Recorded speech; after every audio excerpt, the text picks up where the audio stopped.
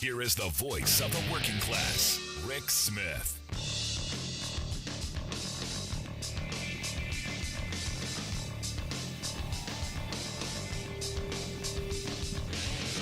And welcome, brothers, sisters, working class heroes. This is the Rick Smith Show. Thanks so much for being here today on the big program. Lots to get to, lots to talk about. The good news right out of the gate. Yep, some good news. The former guy, the last guy in the White House, he was scheduled to have a big press conference on January 6th. The idea being that Fox News could have the prayer vigil that they were going to have on the steps of the Capitol. They could have that on one side of the screen, and then on the other side, they could have Donald Trump bloviating about how, oh, woe is me, the election was stolen. The election was stolen. They thieved it from me. And I guess some folks said, hey, Donald, it might not be a great idea. I know how much you love to hold the Bible upside down. Might not be such a great idea to go on this childish rant, this temper tantrum screed, while the faithful are on their knees. Might be bad optics. Might be almost as bad optics as, I don't know, encouraging people to storm the Capitol. Might stir up some thoughts. Might get people thinking, hold on, wait. Maybe there's something to all of this talk of the coup and Trump being behind most of it. Maybe, just maybe, we might not want to hit that hornet's nest. So in a moment of, and I got to think that this is probably one of the very few moments in thought where he said, maybe somebody else is right and maybe he's not the boy wonder genius that he likes to think himself. Maybe he just, pulled back a little bit, pulled out. I know something that the Donald doesn't like to generally do, but they've canceled the big press conference that was going to happen down in Mar-a-Lago because, hey, let's have a press conference in the middle of the huge surge that's going on across the country. And, look, had he come out and said, look, for the good of the country, right now is not the right time to have my press conference because of, and he could have blamed Biden. He could have spun this in a much different way because Joe Biden is so screwed up the Omicron. I am now canceling my appearances. He could have taken the high road. He could have been a little smarter in this. Could have turned the attack back a little bit. This could have worked for him. But this, just going away. What was the official this is beautiful. The official statement, so Trumpian. I mean, it's kind of like, the kindergarten, maybe a little bit, maybe second grade. Give me your thoughts. I want to see it. He writes, in light of the total biases and dishonesty of the January 6th unselect committee of Democrats, two failed Republicans, and the fake news media, I am canceling the January 6th press conference at Mar-a-Lago on Thursday, and instead will discuss many of those important topics at my rally on Saturday, January 15th in Arizona. It will be a big crowd, the biggest ever, huge, enormous, tremendous. I kind of miss him as president with the nonsense words he uses. But yeah, this is the statement. And I got to go very presidential. The unselect committee. The failed Republicans. Yeah. I'll tell you, I'm glad he's gone. If we can only, maybe he'd go a little further away. But here's the thing, I do want to see him. I want to hear from Donald Trump. I do. I want to hear from him sitting in front of that unselect committee under oath to talk about what did he do on January 6th? What did he do into the lead up of January 6th? Why did it take him so long to respond? And in all those 25 tweets that he threw out on that day, could he have done something else that maybe would have saved a couple of police officers from being injured, maybe the lives of a couple more? just a thought. But hey, I'll take the small consolation of he's not going to be talking on the 6th. Now, you had some Republicans who thought it was a good idea for him to be out there, like Indiana Republican Jim Banks, who evidently was on with Laura Ingraham and said that he's looking forward to it. He's looking forward to Trump speaking. Trump has important things to say. I think we've heard all the important things.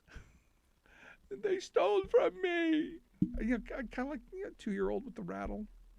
Just someone give him a pacifier, please. Also, our quote of the day from President Joe Biden, and I gotta love Joe's kind of Joeisms. He's talking about the Omicron virus, and he's trying to tap down some of the fears, some of the anxiety, and he said, "Be concerned about Omicron, but don't be alarmed. But if you're unvaccinated, you have some reason to be alarmed." And you go, yeah, Joe, they do.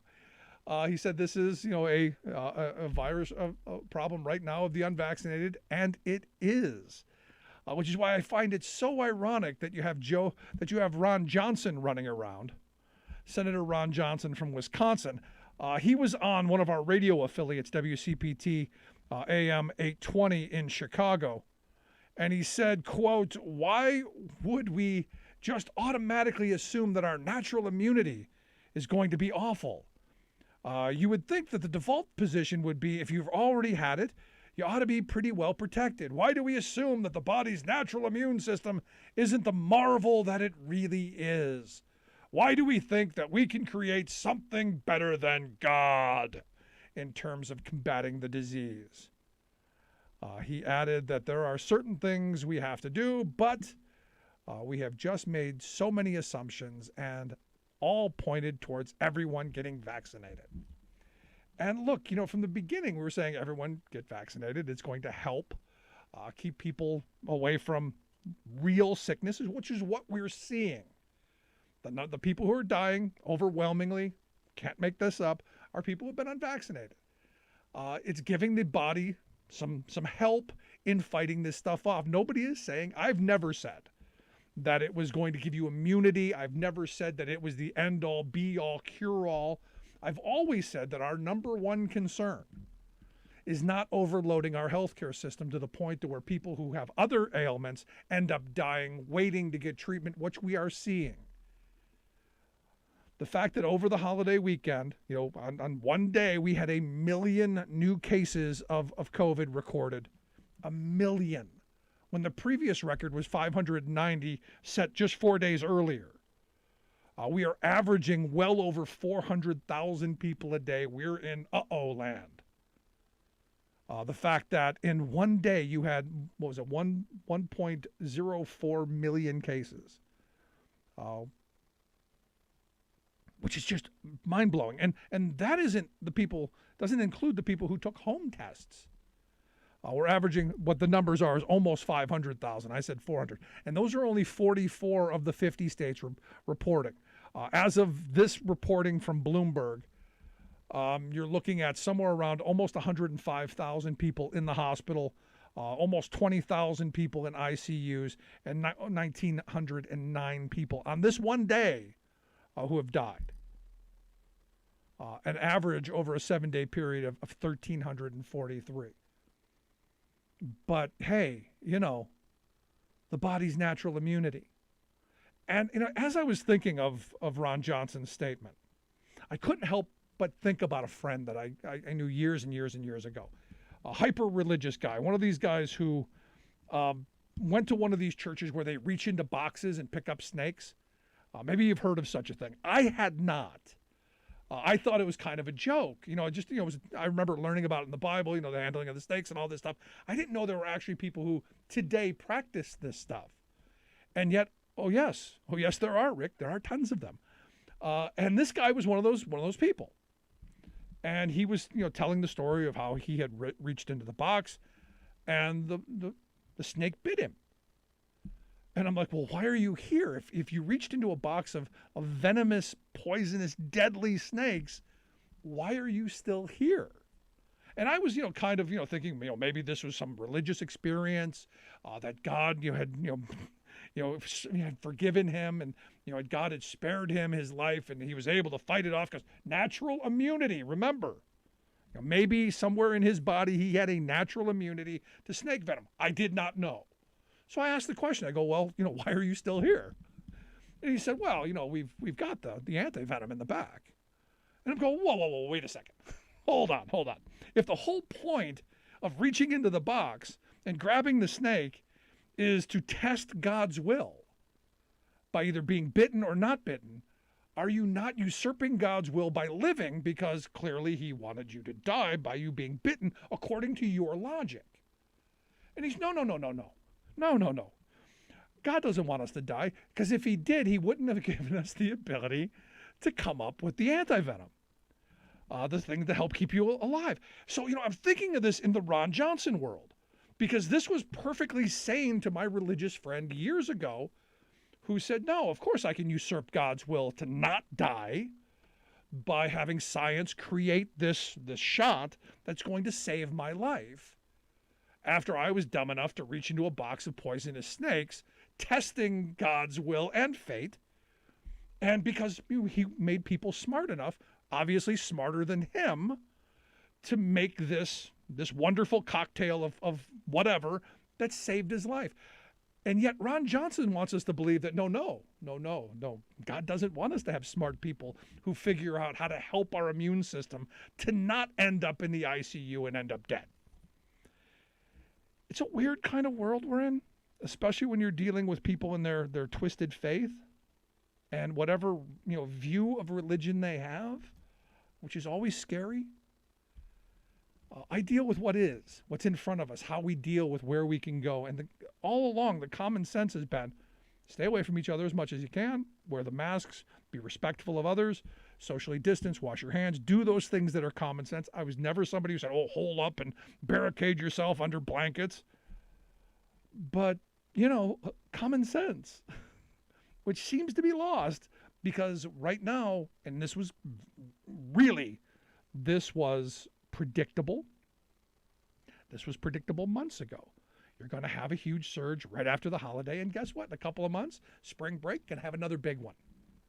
Which is why I find it ironic that the states who said, no, we're going to do the natural herd immunity stuff, the Floridas and the Texas, they're now skyrocketing, now looking to the federal government, as in Texas, help bail us out. Now in Florida, they're just blaming Joe Biden for the virus, while I guess DeSantis was off doing whatever he was doing. I hope he was with his wife, as has been reported, but that's why you have a lieutenant governor, someone to step in and actually do work, instead of just going, well, God's going to do what he wants to do. And I'll tell you, from someone in elected office, that's frightful. I want somebody who's going to be a little bit more proactive. And again, the reason we're seeing what we're seeing in front of us, because of these people. Now I look at Maryland. Their Republican governor, Larry Hogan, he has issued a temporary state of emergency saying, our hospitals are filling up, basically citing what I just said. We cannot blow out our healthcare system. We haven't built enough. And, I had a caller, over the weekend who said, well, we need to be building more hospitals. I'm like, I agree. We should be building more hospitals. But the more I now think about it, the more I go, well, hold on a second. If we build more hospitals, that's great. But we haven't trained enough people to be doctors and nurses yet. We're already struggling with the ones we've got. Maybe ramp that up too. But we're sending out the National Guard. I guess that's a good thing. I'm not sure what they're going to do, but we're sending out the National Guard, and they're going to help. Now I look at Florida, where the Omicron variant has risen 948% in just 2 weeks. And somehow that's Joe Biden's fault. And as Joe Biden said today, let me be absolutely clear, we have in hand all the vaccines we need to get every American fully vaccinated, including booster shots, he said. So there's no excuse for anyone being unvaccinated. This continues to be a pandemic of the unvaccinated. And that's true. And this is where I've finally come to this place where I'm no longer trying to convince anyone that it's in their best interest to get vaccinated. I've stopped. It's no longer my responsibility. It's no longer my job. It's no longer my hope that they will. We're going to lose some folks along the way, and that's their choice. They have made their choice.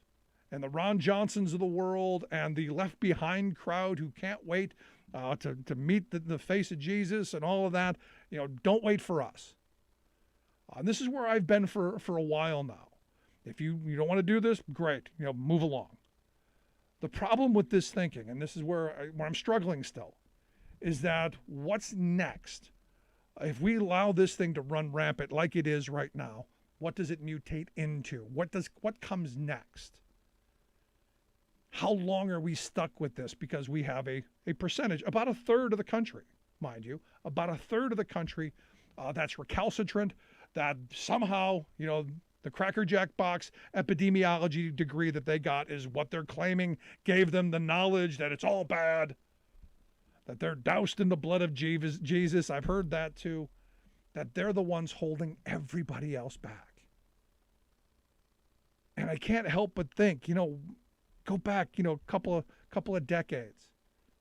What would have happened if you had this kind of massive group of people, a large percentage of our country, say, no, you're not going to take the polio vaccine. No, we're not going to take the chicken pox or the mumps or the measles or any of those. Not taking any of them. We'd still have people dying from those diseases. And it's frustrating on so many levels.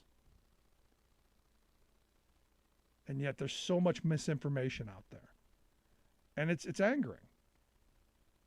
Because when the crowd that Donald Trump loves the most, the poorly educated, when they don't believe reality, when they are taught to despise the well-educated, the professionals, we end up in this spot where they don't believe anything. And that's bad for all of us. So, my view, as President Biden said, get vaccinated. There's no reason for it. There's no reason for not getting vaccinated. Do it, or, well, better luck next time. I'd love to hear your thoughts. You can email me, rick@thericksmithshow.com. I'm going to take a quick break. Right back after this. Stick around. You're listening to The Rick Smith Show. We're working people. Come to talk.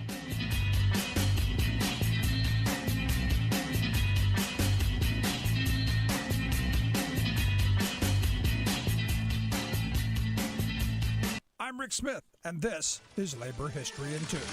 On this day in labor history, the year was 1937. That was the day workers at UAW Local 14 walked out on strike against the Toledo Chevrolet transmission plant. They joined the strike wave against General Motors. The national campaign started in November in Atlanta, Georgia, followed by auto strikes in Kansas City and Cleveland, then intensified in late December with the Great Flint Sit-Down Strike. Local 14 members had experienced General Motors' tricks firsthand during a 1935 strike. When GM couldn't stop unionization efforts at the Toledo plant, they began moving the machinery to non-union facilities in nearby Saginaw, Michigan, and Muncie, Indiana. GM's maneuvers drove Local 14 leaders to fight for a national agreement and help with organizing the national strike wave. Once it began, they were able to effectively shut down their plant. They routinely traveled to Flint during the sit-down to help with strike support and soup kitchen efforts. Many Local 14 members would also help beat back the police assault on sit-down strikers in the coming Battle of Running Bulls at Flint.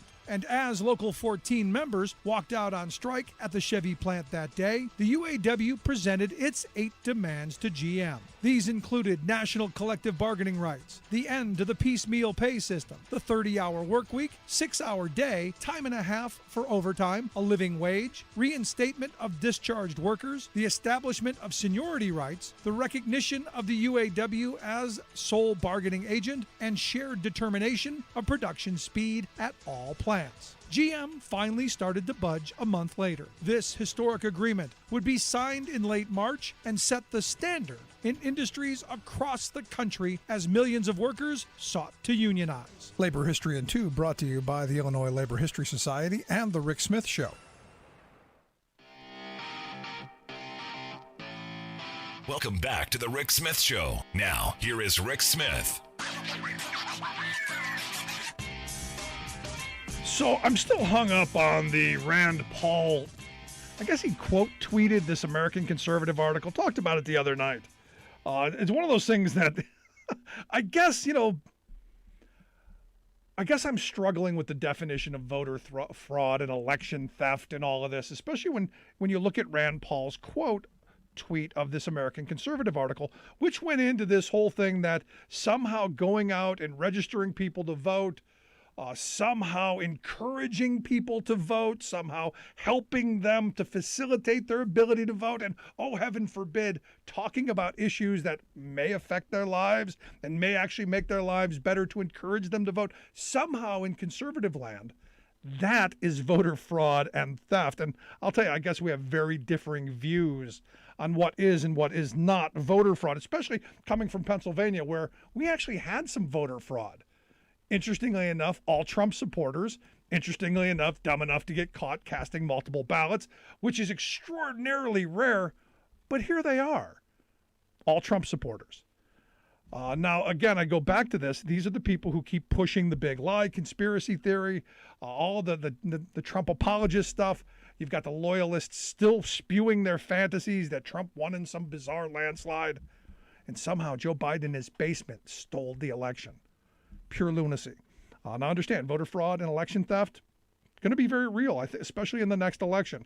And without immediate action, I think we could see both up front and center. That's why I've asked Alex Tausanovitch to come talk with us. Alex is the Director of Campaign Finance and Electoral Reform at the Center for American Progress, AmericanProgress.org, their website. They got a new brief out titled, How to Save American Democracy. Alex, thanks for taking time for us.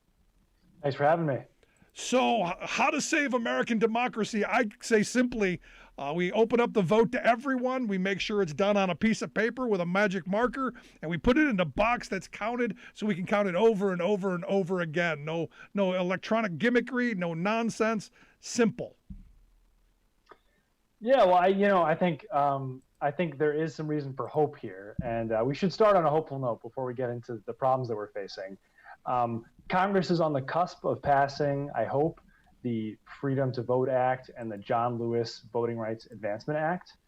And those would be the most important voting rights bills in a generation.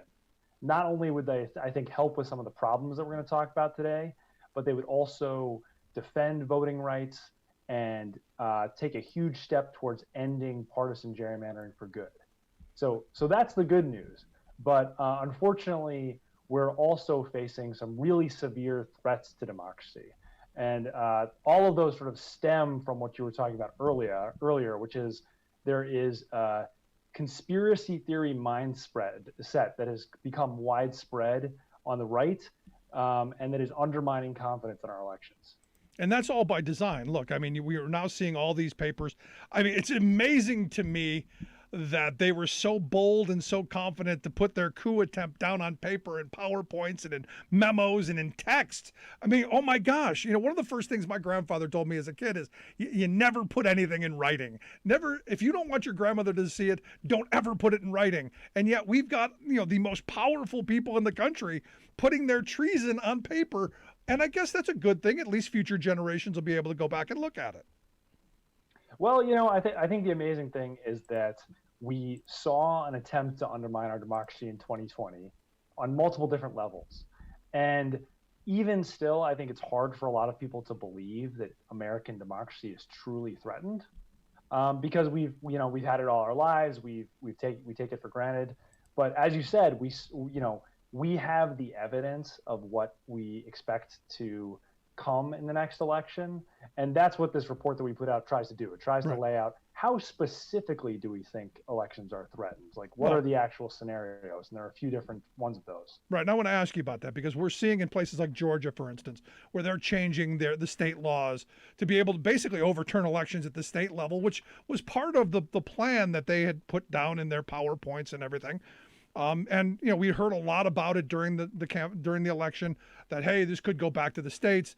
So, what do you say to that? What do you say that, election officials might not in the future certify future elections, that a future vice president may do what Trump and others apparently wanted Mike Pence to do? What do you say to that?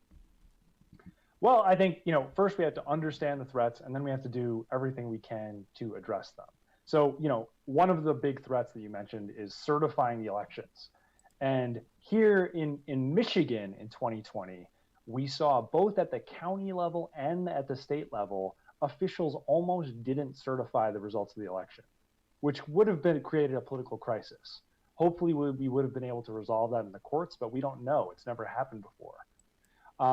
And as bad as that was in the last election, we have thousands of counties nationwide, and all of the officials who fall into the Trump camp are being encouraged to engage in this kind of behavior. Right. So we could see a certification crisis across the country, and we have to look for legislative solutions, and we have to look in the long term for ways to diffuse the hysteria that we're seeing about elections. So how does the legislation that you're talking about in Congress, how does that alleviate these problems? How does it make sure that those local election officials who, you're seeing it all across the country, that Republicans are mining down to the the base level of government to be able to have the levers of power in their control?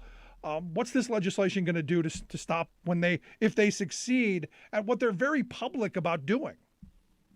Yeah, well, I think a lot of the legislation right now takes aim at what I've categorized as the second threat, which is that we do have all of these partisan-minded election officials, and they're doing a lot of different things to set the stage for actually undermining the count and for preventing certain kinds of people from voting. So the Freedom to Vote Act would make huge strides to help protect us from this kind of behavior.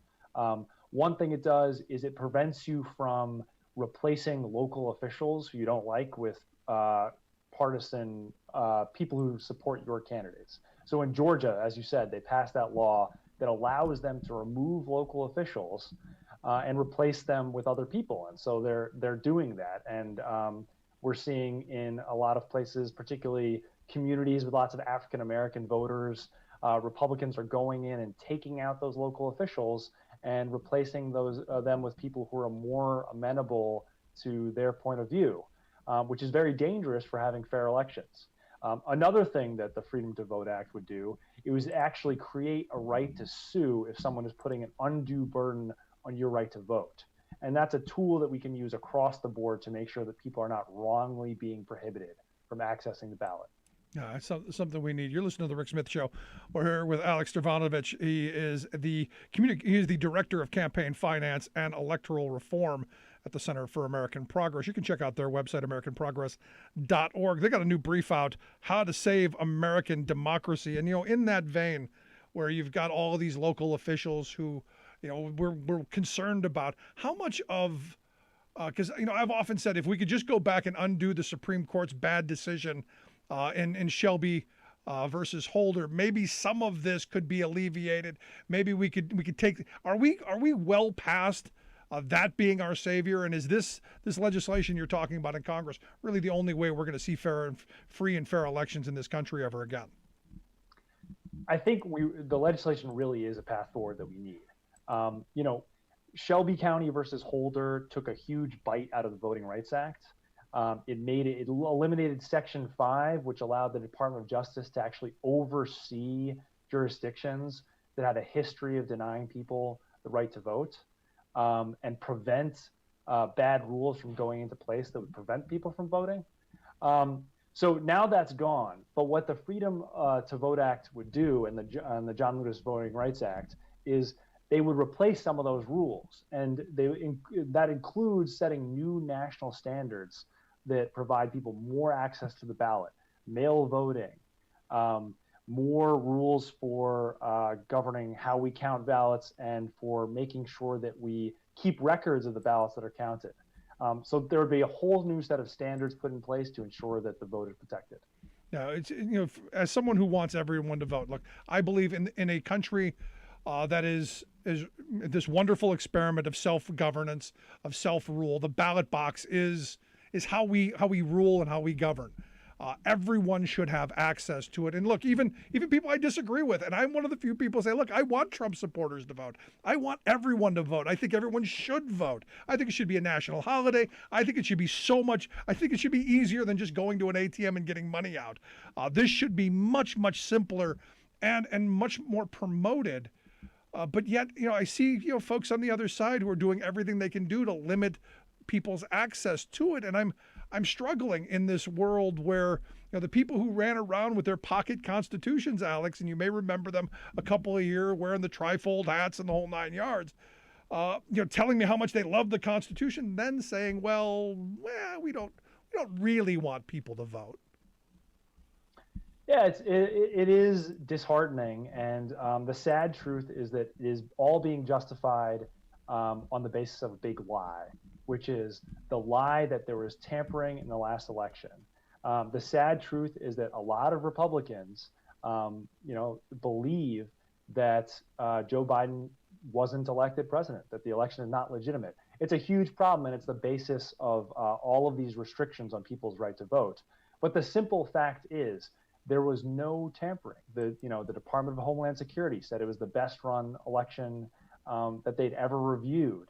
Lots of Republican state officials nationwide said there was nothing at all wrong with the election. Yeah. There were 60 lawsuits, countless audits.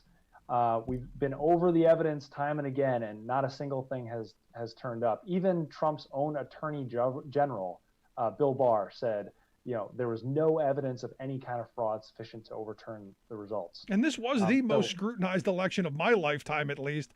I mean, recounted and counted and evaluated. And even when they had, like in Arizona, they had total control over everything. They couldn't even fabricate enough lies to say that it was stolen.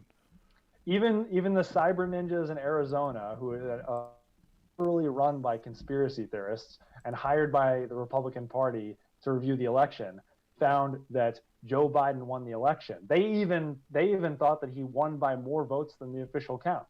Yeah. Now I look at someone like Brad Raffensperger, who, a lot of Democrats and a lot on the left are giving him credit, and he deserves credit where credit is due. He did not succumb to the pressure of Donald Trump to go and find in the couch cushions 12,000 votes. But here was a guy who did everything he could do before the election to purge enough votes and throw people off the voting rolls to kind of steal the election beforehand. So while I'm giving him credit for not finding the 12,000 in the seat cushions, he still did the best he could do in Georgia beforehand. So I'm going, yeah, but. Well, I think the problem is that Brad Raffensperger, when push came to shove, he was not willing to change the results. Trump asked him in a phone call multiple times, find 11,000 votes. We just need 11,000 votes. He didn't do it. But the real worrying thing is that he is being punished for not having done it. He was, censured by the Republican Party. He now has a primary challenger that Trump is supporting, and who is saying that he would not have allowed the election to go forward the way it did. And we're seeing this across the country. So, the real worry, I think, for the next presidential election is, we're not going to have Brad Raffenspergers anymore. We're going to have people who have been really brought to power as a result of their wrong beliefs about the last election, and who are immersed in this big lie.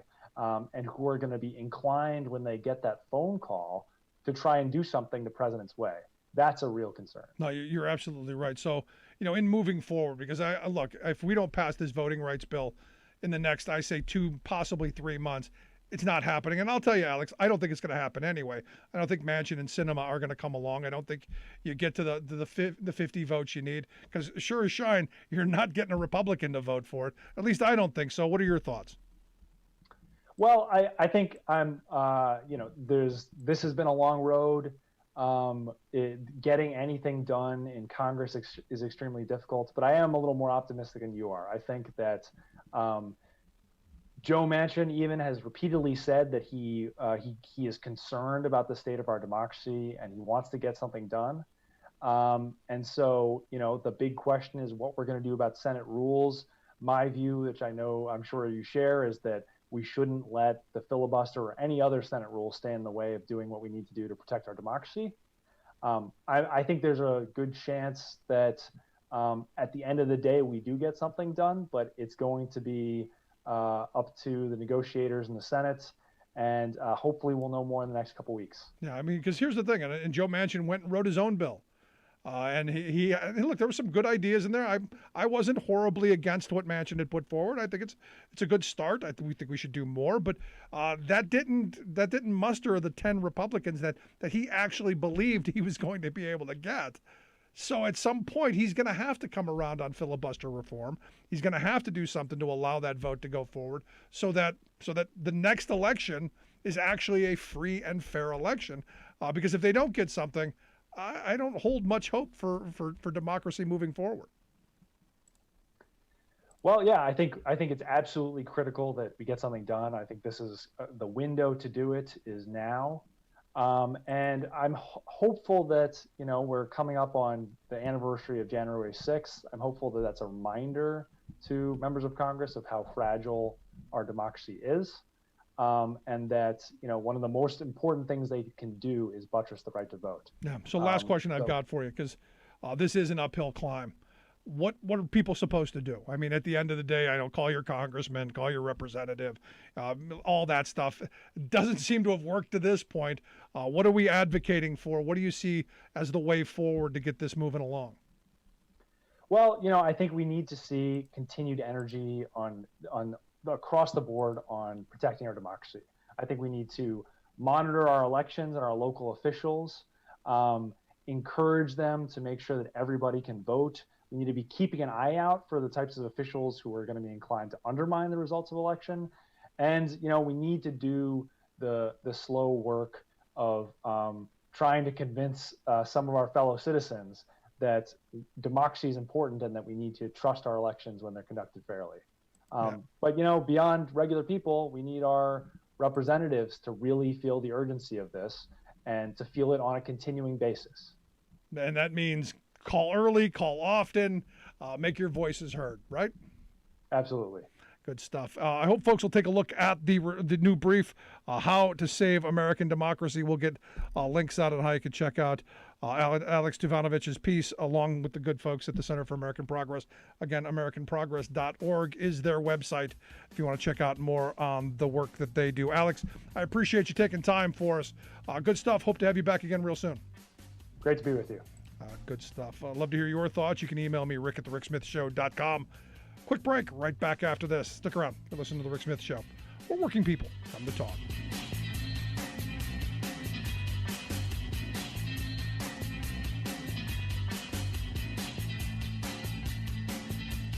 I'm Rick Smith, and this is Labor History in 2. On this day in labor history, the year was 1965. That was the day that 8,000 social workers went on strike in New York City. For 28 days that bitter, cold January, these workers marched on the picket lines. They were members of the American Federation of State, County, Municipal Employees, District Council 37, and the Social Service Employees Union. In walking off the job, these working people defied a New York law that forbade public sector workers from going on strike. 10 of the city's 25 welfare offices were completely shut down by the strike. One of the main issues of the action was the massive caseload each worker was expected to carry. Some of the workers who helped organize the action brought their experiences from the civil rights movement, and specifically in the Student Nonviolent Coordinating Committee and the Congress of Racial Equality. They were fighting not only for better working conditions, but also better services for their clients. One rallying call for the strike became rehabilitation, not humiliation. Welfare rights and civil rights activists supported the work action. Quickly, the city moved to get an injunction against these working people who were standing up for better conditions. Mayor Robert Wagner fired all of the striking workers.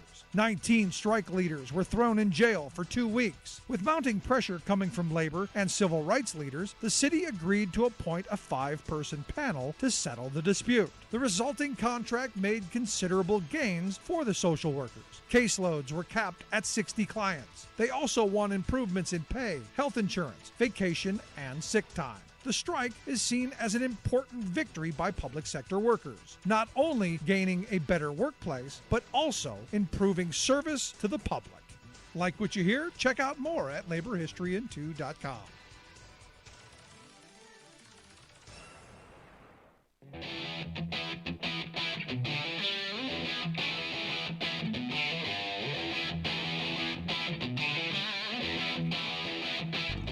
Welcome back to the Rick Smith Show. Now, here is Rick Smith.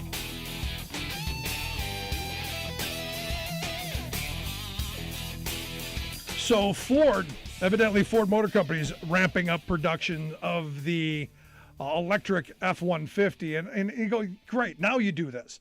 I just bought a brand new Jeep here a couple of months back. Had you had one of these, I would have bought it in a heartbeat, because it's what I eventually want to get. I'd love to get one of those electric F-150s, because they look cool as all can be. And look, I want to be on the front edge of the EV revolution, and I just can't bring myself to buying a Tesla though, and that's just one of those things. I want to buy an American-made vehicle with union-made labor. That again, just my world. Anyway, here to share some thoughts on all of the top manufacturing and worker stories of the past year. Maybe a little bit about the electric vehicles. Maybe even a little about Elon Musk going to China. That's why I've asked our good friend Scott Paul to come talk with us. Scott is the president of the Alliance for American Manufacturing, AmericanManufacturing.org, their website. Scott, thanks for taking time for us. Hey, Happy New Year, Rick. And believe me, we could talk cars all day, especially EVs. I'm super psyched about some of the possibilities. Yeah. I remember, Joe Biden getting to drive one of the F-150s, and just how cool he looked in it, but how cool those trucks look. And look, I'm a big truck guy. I want one of those. Production kind of behind, but they're ramping it up, and that's a good thing. Yeah, it's going to be great. I mean, they're currently at about 150,000 vehicles. They're going to double that. That'll be 300,000 vehicles per year. Pretty soon, it'll be scaled up beyond that. They'll have other models that will be available. GM is just making an announcement about the Silverado, about scaling up production of that. So you'll have a couple of union-made, American-made options. And then you have the other entrants. Yeah, you mentioned Tesla. You have Rivian, which is also a new entrant, has a plant in Illinois, in downstate Illinois.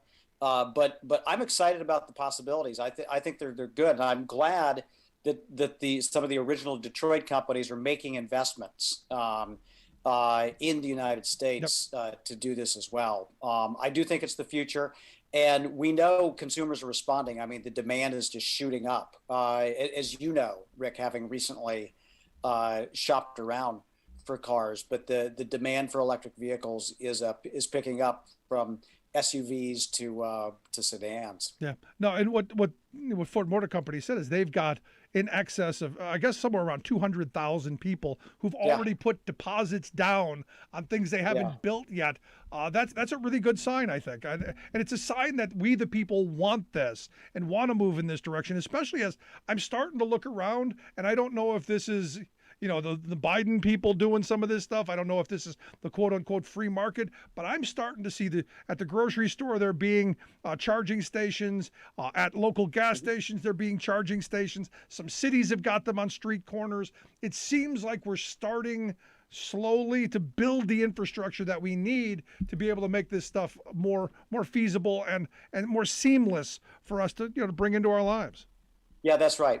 Because I think the biggest concern that folks have is the availability of chargers and what's called range anxiety. Like, if you run out of gas, you know where to go, right? But if you run out of juice, where's the charging station? And so it is being built out, and that's going to scale up because in the infrastructure bill that was passed, some of that $1.2 trillion goes towards federal funding for helping to build out charging infrastructures nationwide.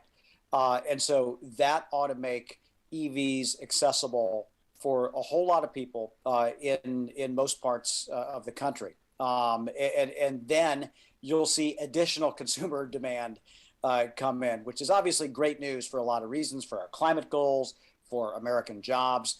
for the future. So these are some exciting prospects. So now I see the story that Tesla, because look, I'm a big EV guy. I was an early Tesla fan. Look, we need to build these things. We need to build them in America. I wish that the workers there were able to be organized. Musk and that company is vehemently anti-union, and the stories that I've heard, not good, which is why I can't bring myself to buying a Tesla. But I see now that they've opened up a new showroom in China. Because I guess this is a way to undermine kind of what the administration is doing in a way, or am I missing something? Yeah. So yeah, and I like you. I mean, there's a lot to like about Tesla. There's a lot to hate too, right? And you pointed out a lot of those things that I don't like as well. Clamping down on workers' rights. Musk seems a little shaky from time to time. I guess that's the polite way to say it. And so a few years ago, Tesla did break ground on a factory in China to build EVs for the Chinese market, because the Chinese said, we're not going to take them from America anymore. Boy, I wish our government would do that, from time to time. Seriously. But so just before Christmas, the Congress almost unanimously passed a bill that banned U.S. companies from supplying goods made by forced labor in the Uyghur Autonomous Region of Xinjiang, which is in the very western part of China. And just to refresh your listeners' memories on this, the Uyghur population, they're Turkic, they're Muslim, and they have been discriminated against for a long time by the Chinese Communist Party. And now there are active measures in place that are akin to a genocide. Forced sterilization of women so that they can't continue on Uyghur bloodlines, concentration camps, and forced labor. And a lot of this has come to light. And, but who shows up in the capital of this region?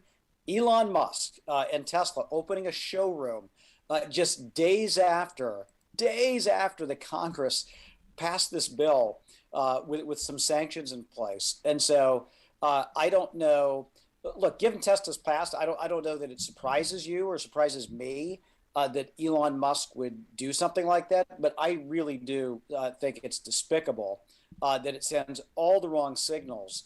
And it shows that, here's a guy who obviously cares about selling cars, but not at all about the people that would be impacted by a policy like this and by these moves. But again, Musk's one of those guys who's like to put the thumb in the eye, and this seemed like a thumb in the eye moment to me.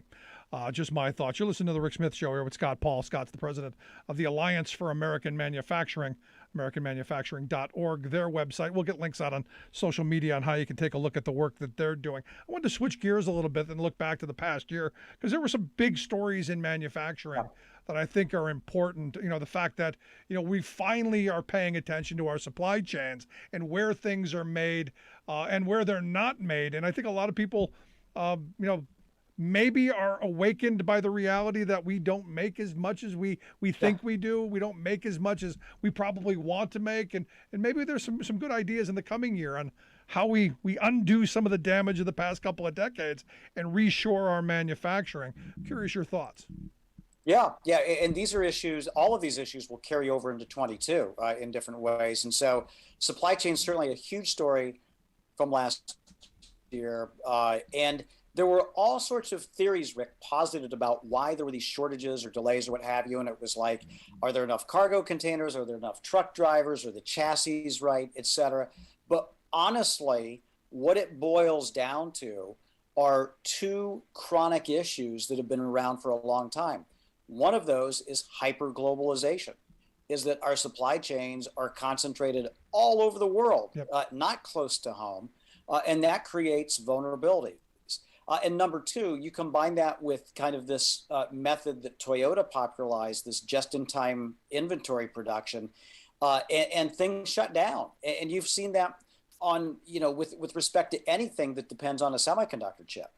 because of some of these shortages or delays, and other sorts of materials as well. And so it is definitely a wake-up call, because once you erase all those all the blame that people were trying to cast, well, it's the longshoremen who were working slowly, or it's COVID, all of that is dissipated. What remains is the hyperglobalization. What remains is the just-in-time production. And when you combine that, you've got a toxic brew for companies, for consumers, for workers alike. Yeah. The answer to that is to reshore as much as we possibly can.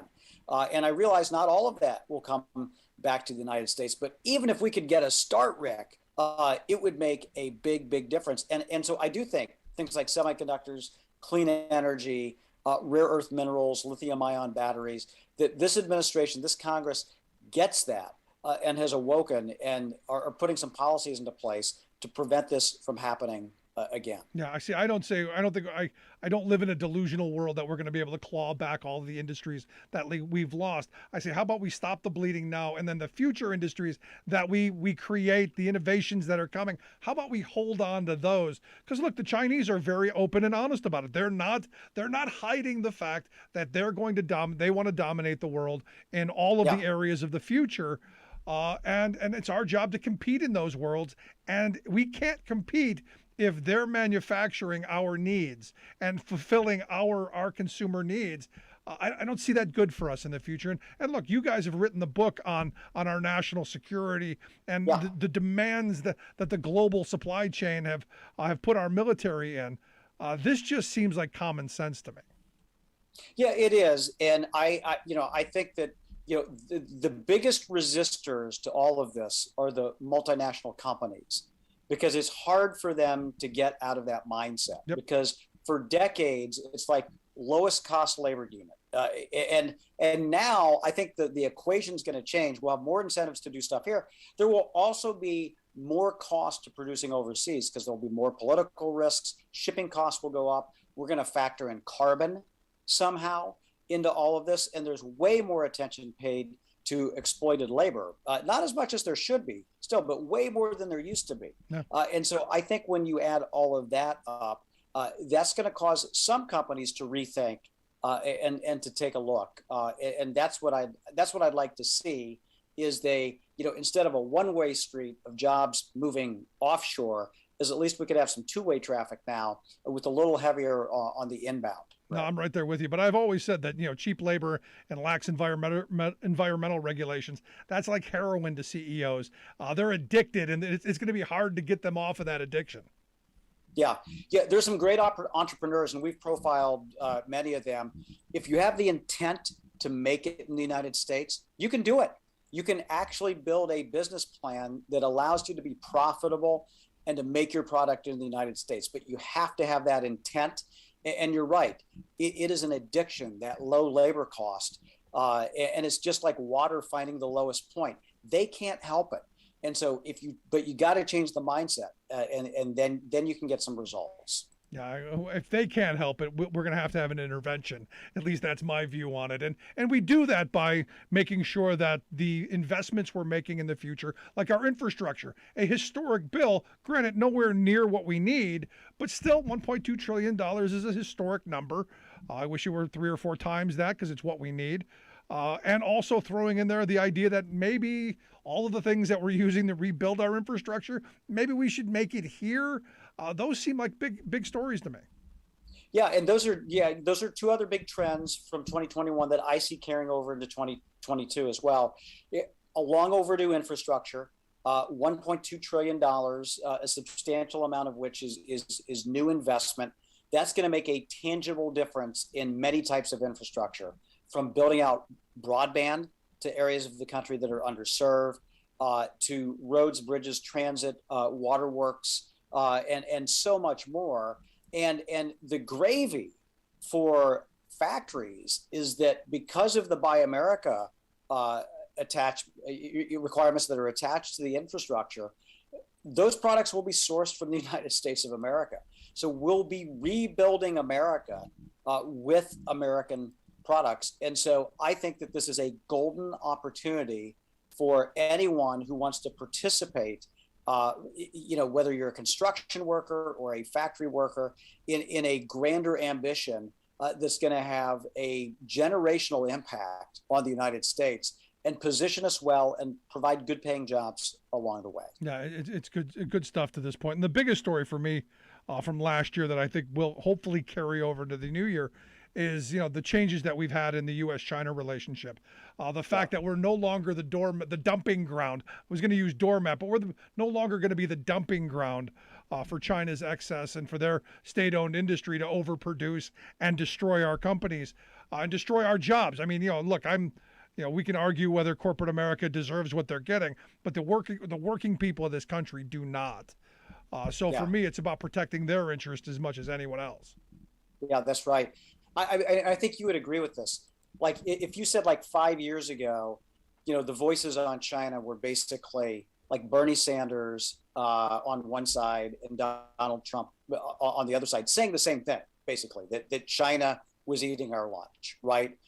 And so, people, I guess that was easy to dismiss because Trump was viewed as a gadfly and Sanders was viewed as being too far left, which obviously I don't think is the case. But now you have lots of people saying this. You have Biden saying this. You have congressional leaders saying this. And it's the Chinese who have dug themselves here even deeper by shutting off even more civil liberties in Hong Kong, by perpetuating this genocide against the Uyghur population internally, by being very belligerent with Taiwan, by bullying any critic of China, and also by not abiding by the terms of the trade deal that the Trump administration made with them, that it's going to be 2 years old next week, I think.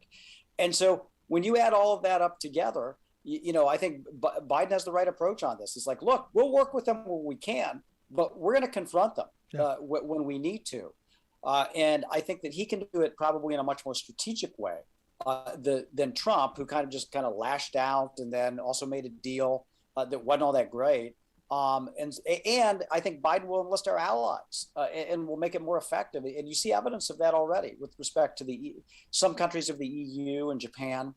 So I do think, I don't want a Cold War. I certainly don't want a shooting war, but I do think that we have to be very clear-eyed, about the threats, the opportunities, and to take it very seriously, and what it means for our larger goals, Rick, whether it's our values for human rights or climate change or creating well-paying jobs and rebuilding the middle class in this country. Yeah, we got a lot. We have to have a different policy. Absolutely. We got a lot to do, and there's some good stories, hopefully going to carry over into the future. Scott, I appreciate the time. As always, great stuff, my friend. All right, Rick. Thanks so much. Keep up the great work. Thanks so much. Our good friend Scott Paul, president of the Alliance for American Manufacturing. Quick break, right back. Stick around. You're listening to The Rick Smith Show.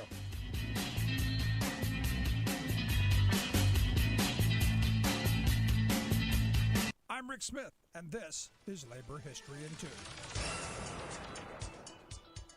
2013 saw the end of what may have been the longest hotel strike in history. On Father's Day 2003, 130 workers from the Congress Hotel on Michigan Avenue in Chicago walked off the job. They were protesting a reduction in wages and the hotel's hiring of minimum wage subcontractors.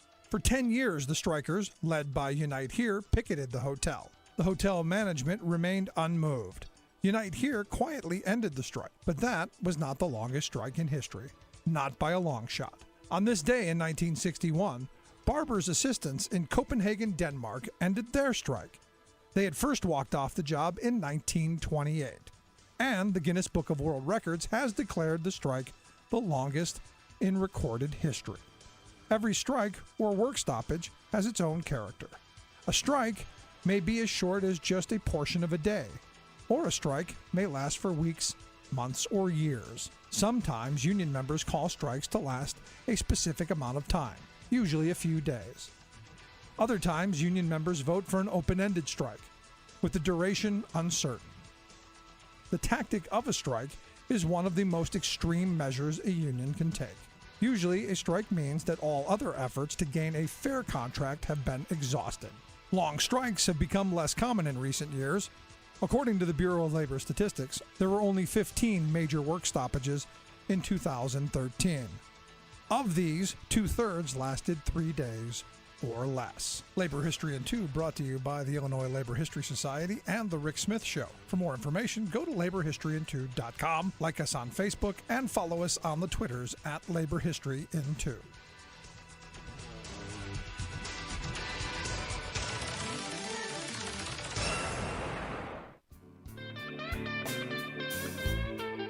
Welcome back to the Rick Smith Show. Now, here is Rick Smith.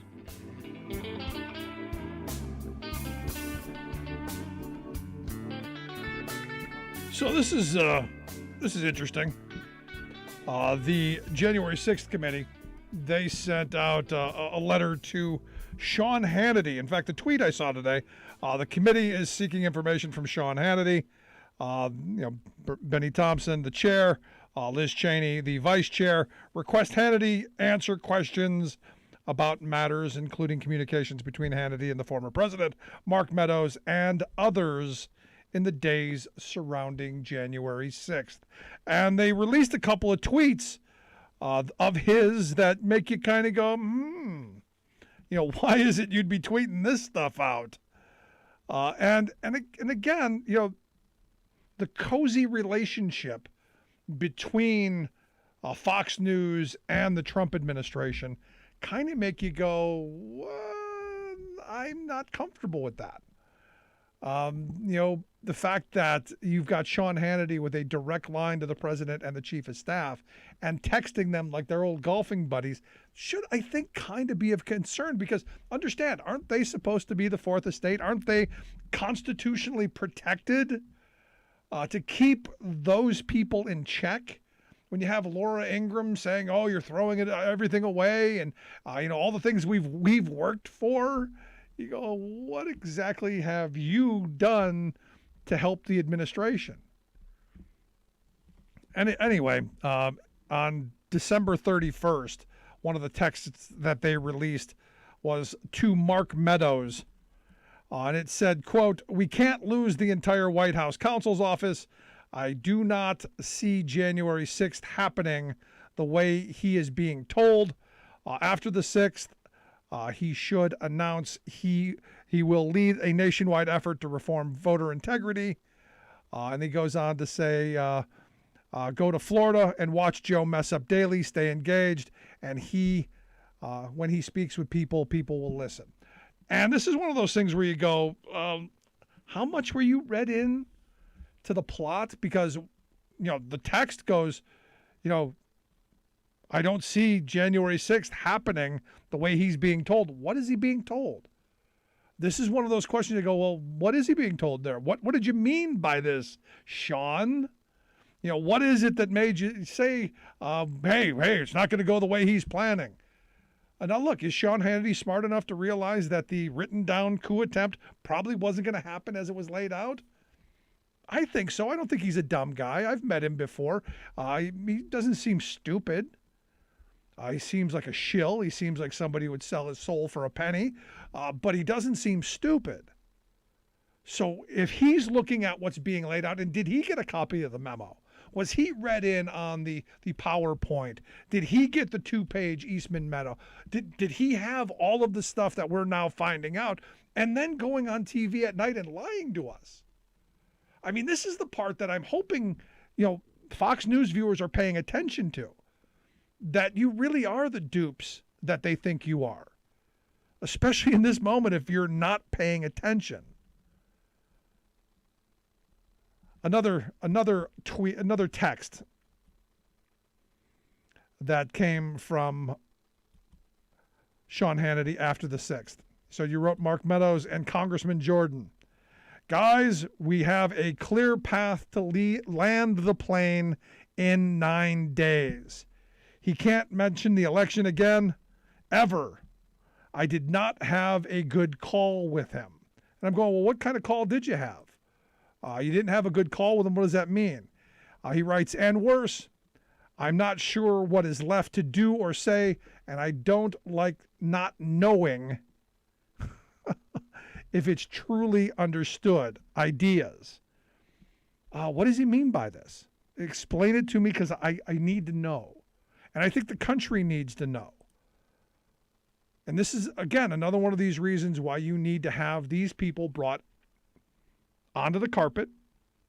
They need to be questioned under oath and in front of us.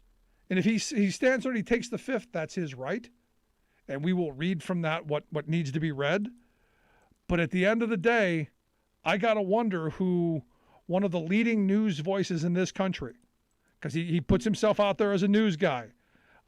Fox News puts him out there as, this is fair and balanced and clear and present, or whatever the idiotic slogan is. And there are people who take what he says as gospel. They need to see that these folks are what they are. They're mouthpieces for power. They're the mouthpieces for the fascist class that is leading us, to January 6th, which really was predictable. On the 5th, there was no question there was going to be violence that day. Steve Bannon said the day before, all hell is going to break loose. They were not shy about saying that things were going to happen. The miscalculation was they were hoping Antifa was going to be there, and I'm actually surprised that they didn't plan to hire some Antifa, that they didn't have people of color dressed up that they could pay, so that they could crush them and have the plan go forward. It's scary stuff. I'd love to hear your thoughts as we're moving towards the January 6th anniversary. Should people like Hannity, should they be forced to testify? Should we put them in the seat? And look, even if they do plead the fifth, they should be sitting in the seat. Love to hear your thoughts. 1-866-416-RICK, 1-866-416-7425. That's the number if you've got a thought. Now, as I said earlier, Trump canceled his January 6th press conference, which was scheduled for Mar-a-Lago, because, again, they wanted to have that side-by-side. They wanted to have the prayer vigil on the steps of the Capitol, and Donald Trump, probably holding the Bible upside down again, spewing that it's all a lie, I did nothing wrong, I am not a crook.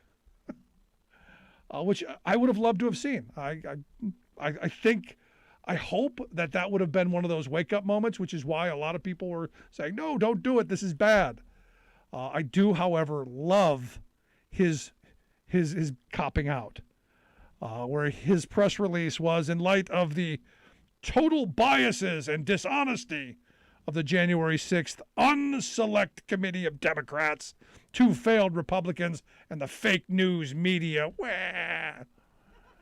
I am canceling the January 6th press conference at Mar-a-Lago on Thursday, and instead will discuss many of those important topics at my rally on Saturday, January 15th in Arizona. It will be a big crowd, going to be a big crowd. Yeah, right in the middle of a pandemic. Nice job, Donald. But it is what it is, and this guy's not going away. I'm concerned. I do want to hear what he has to say, but I want to hear it under oath. I want him brought to the Capitol. I want him sworn in, and I want him to sit there and have to answer questions. Now here we are, almost a year. We're getting to that year point. The Smithsonian is looking at how they're going to memorialize what happened on January 6th. They're collecting all of the stuff that they can get a hold of, the pictures, all the things that the curator there of the Division of Political and Military History can throw together. What they're saying is they're having a hard time because of the pandemic, which is one thing. I guess they are negotiating with photojournalists to try and figure out how to get some of that stuff, which I think is a good thing. But I'm kind of interested to see how the Smithsonian is going to present for future generations what happened on January 6th. Because there's some things that we know. We know there have been in excess of 725 people who were arrested. They were arrested and charged in connection with the riot, according to the FBI. The oldest person was 80. The youngest person was 18. You had people from 46 states who were arrested. To this point, 163 have pled guilty with the riot And, some of them have done a little bit of time. I think the one guy, 63 months is the longest that someone's been sentenced to in jail, which, again, I don't think is near enough. That was Robert Palmer, the guy from Florida. Definitely somebody I believe who should be spending more time in jail. But there's so much to this. And you look at it and you go, we had over 140 police officers injured on that day. Is that going to be part of the Smithsonian's spiel? Is that going to be part of the display for future generations? The fact that you had 4 police officers who committed suicide? The fact that they were able to push off the certification of the election for almost 6 hours? Is that going to be part of it? And the fact that there were 147 Republicans who voted against certifying the election, 147. I mean, that's the part that gets me. And will all 25 of Donald Trump's tweets, will those all be put in place? Like this gem. There are things and events that happen when a sacred landslide election victory is so unceremoniously and viciously stripped away from the great patriots who have been badly and unfairly treated for so long. Go home with love and in peace. Remember this day forever. Will that be what you walk into when you go to the Smithsonian? Is that the future? I mean, it's just incredible to me. The fact that over 100 people so far have been subpoenaed, that they've already talked to over almost 300 witnesses, that they've got over 35,000 documents that they're going through, and only 2 Republicans have come forth and said, yeah, we want to get to the bottom of this. Liz Cheney and Adam Kinzinger. I mean, there's so much here.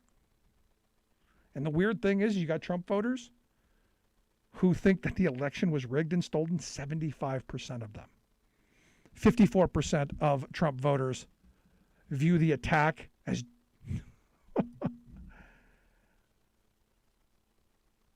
as unjustified, to blame Trump for it.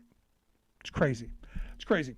Let's go to the phone lines. We've got Brian from Illinois on line 1. Brian, how are we doing tonight? What's on your mind? Hey, so I just want to direct you. I feel like everyone's kind of bewildered about what's going on and have been for, the past year, basically. And there's a lot of good information that's been out there that I just have only been able to read on through articles like from The Intercept and ProPublica, where they talk about the funding. And I feel like none of the financial backers have had any light shed on them. Yep. No, and in fact, to be honest with you, Brian, the day after it happened, that was the thing that I said I wanted most, that more than anything. I want to know who funded all this. I want to know the people who paid for the buses, who paid for the planes, who paid for all of the banners and the flags, and the woman, the grocery store woman from Florida who gave Alex Jones $300,000. I want all of those people's names front and center in public. But some of that information is been available, and it's just not talked about in mainstream media. But are you familiar with ProPublica? Yes. Did you read the article? Top Trump fundraiser boasted of raising $3 million to support January 6th Save America rally. Yeah, I've read a bunch of their work on this, and there's I've seen that one. So there's National Coalition for Policy that Ginny Thomas was a part of, Clarence Thomas's wife. Yep. It's not just her. Obviously, it's a whole nexus of different networks. There's kind of Christian, right wing coalitions. There's all these groups that are involved with ALEC. But it's all individuals at the end of it, and it just boggles my mind that we are hung up on, his kids and the people that are in the spotlight only. And it's been a year, and we're only now starting to subpoena, his kids and people that were in direct contact with him. No, I don't what know. I understand and what really I'm being hope it told by folks is that is coming. Look, I'm in this position where on January 6th, I was saying as soon as the election's done, let's start this right now. We should be almost done with this investigation and these hearings by now. They've slow walked this for way too long. This should have been hammered for the weeks after, because as I predicted back then, the right-wing spin machine, they have done their magic. They have made people think, no, Brian, it was a patriotic day. It was a peaceful day. It was patriots standing up for their country. It was Antifa who did all the bad stuff. And sadly, the polling shows that the right-wing echo chamber has done a masterful job, as they do, in brainwashing the followers of thinking that was a great day. And I'm hoping that these next couple of weeks, and this is what I'm being told, the more these subpoenas are coming out, the more information's coming out, that they're going to start making the case in these next couple of weeks. You hope for the best, but I really hope it doesn't take 4 years, until he can actually run again, to really start to prosecute some of these people and to prevent him from even running again in the first place. I'm with you. Because it's just going to lead to disaster. No, but for me, and you I would hit the most recommend important part. Any listeners that haven't read that ProPublica article, or what is it? There's just a bunch of great material out there. I don't have everything in front of me. I've just been driving around, and it's very inspiring to hear you actually, trying to get to the root of this situation. It's so much more than what's on the surface. No, you're absolutely right. But I think you hit one of the most important parts of it. It's the money. It's always the money, Brian. It's obviously a plot. It's obviously when you read these emails and these text messages talking about Mark Meadows being the tip of the spear. That's a phrase that you use when there is a conspiracy, when there is a group of people involved in a plot. And it's obviously not a spontaneous thing that happened on January 6th. It's obviously a planned and we're seeing that. We're seeing that play out right before us, Brian. But hey, great call. I hope you'll call back again.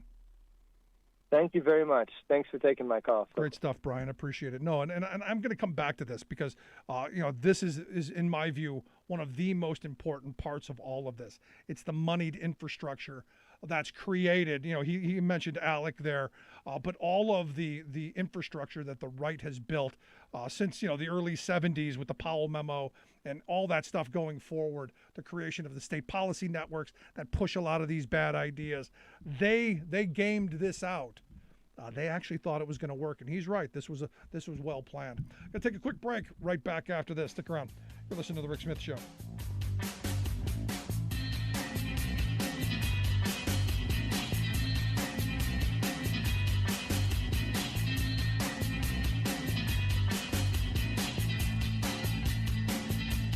I'm Rick Smith, and this is Labor History in 2.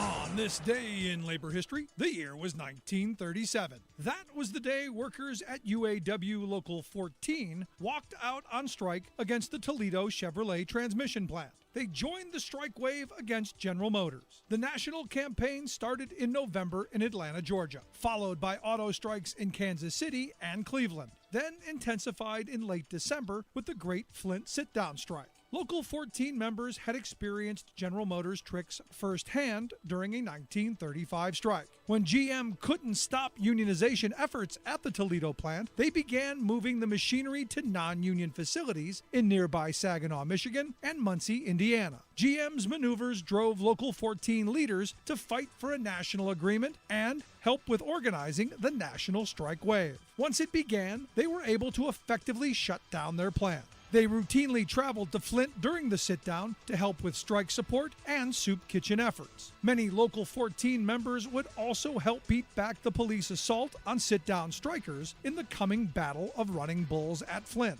And as Local 14 members walked out on strike at the Chevy plant that day, the UAW presented its 8 demands to GM. These included national collective bargaining rights, the end to the piecemeal pay system, the 30-hour work week, 6-hour day, time and a half for overtime, a living wage, reinstatement of discharged workers, the establishment of seniority rights, the recognition of the UAW as sole bargaining agent, and shared determination of production speed at all plants. GM finally started to budge a month later. This historic agreement would be signed in late March and set the standard in industries across the country as millions of workers sought to unionize. Labor History in 2 brought to you by the Illinois Labor History Society and The Rick Smith Show. Welcome back to the Rick Smith Show. Now, here is Rick Smith.